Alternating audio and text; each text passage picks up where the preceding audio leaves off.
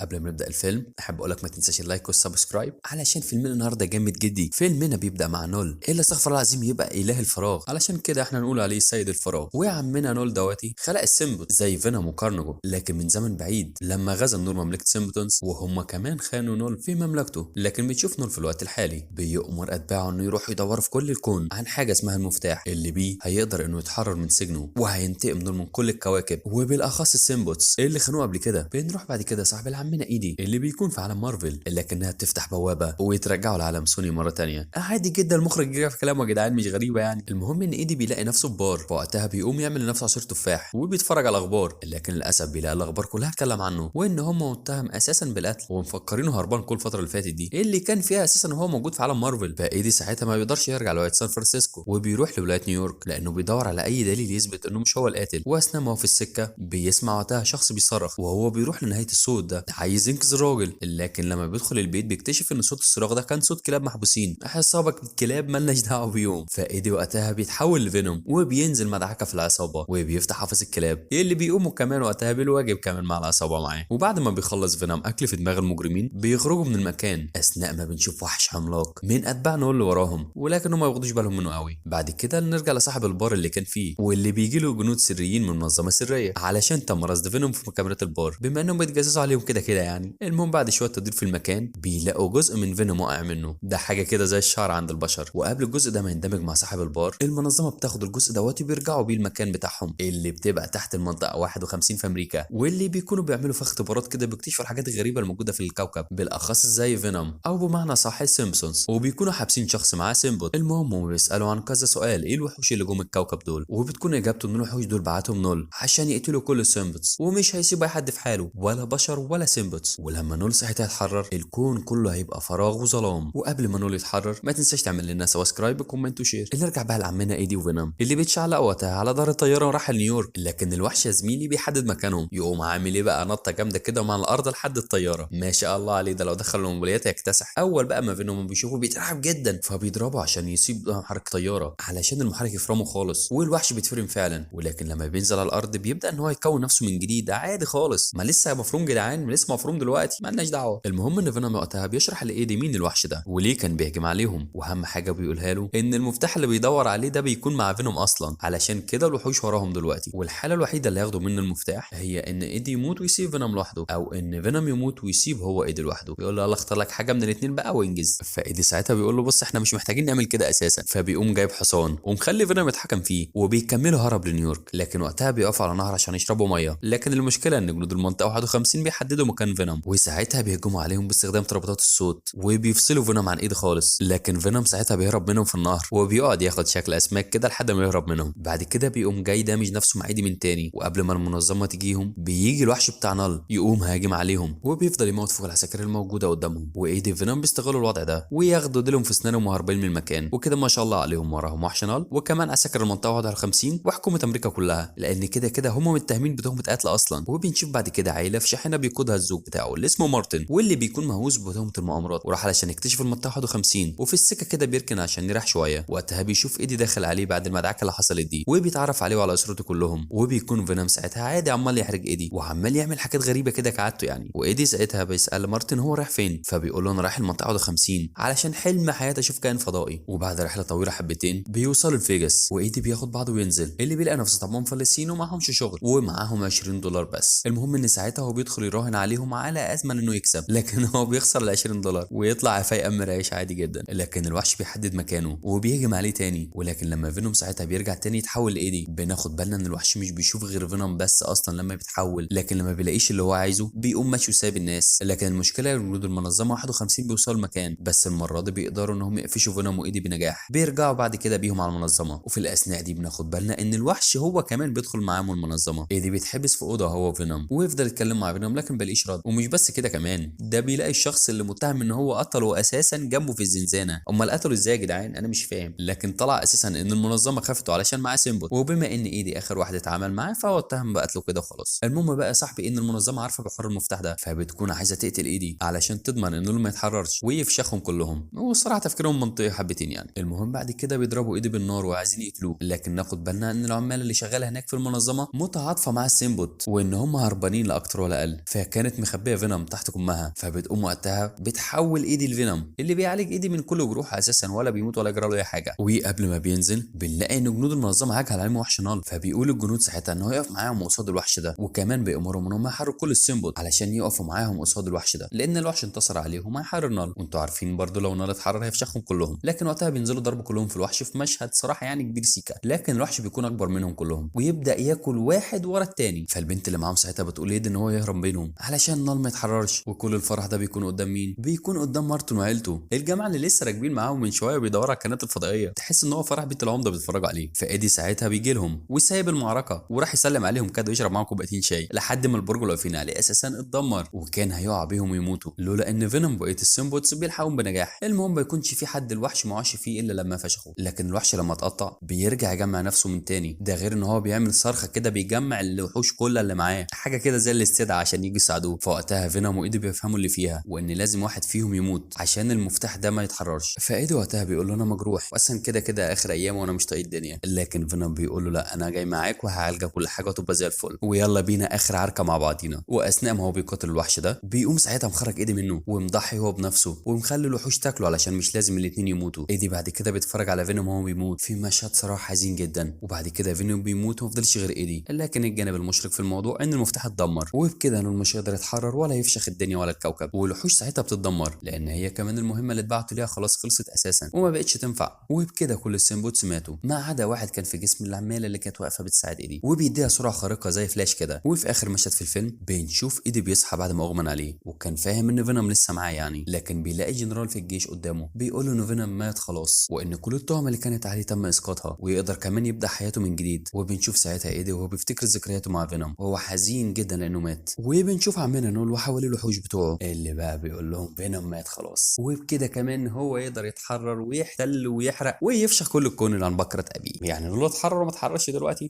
ده اللي هنشوفه ان شاء الله في الجزء الجاي. تابعونا بقى عشان نشوف كل جديد، واول ما ينزل الجزء الجديد يا صاحبي هقول لك عليه على طول. اشترك في القناه وسمعنا رايك في الكومنتس وما تنساش تدعمنا باللايكات، واشوفك الملخص الجاي.